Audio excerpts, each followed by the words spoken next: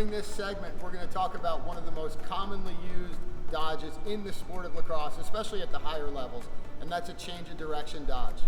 Generally, most dodges will fall into two categories of dodge. You have east-west dodges and north-south dodges.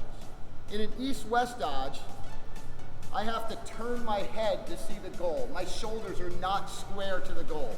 In a north-south dodge, I'm continuously square to the goal. I'm looking directly at the goal the whole time. And most of your dodges will fall into those two categories. A change of direction dodge is an east-west dodge. And let me take you through some of the key skills here that we need to have. The first thing is stick protection and making sure we have a good cradle with the stick. Stick should be kind of out behind you a little bit. Defenders up in here in front of you.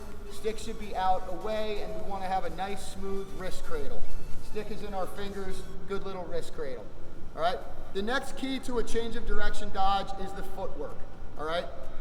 And some people will teach a change of direction or call it a hockey stop, and I don't like that terminology.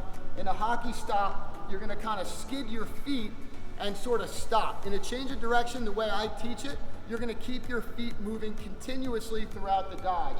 So as you're running, you're just going to quickly plant your feet and try to keep your feet moving throughout the dodge. A couple of small details just to kind of expand on the stick protection. And before I talk about that, very important as young players are training to just really play with your head and eyes up. It's such a common term in sports for defensive players to play with their head on a swivel, but I would argue it's even more important, or as important, for offensive players to constantly have their head up surveying the field. With the stick protection, really important that we protect our stick into the dodge as well as out of the dodge. In principle, when you start thinking about what you're trying to accomplish with a COD, okay, I'm trying to change direction and leave that defender a step behind me.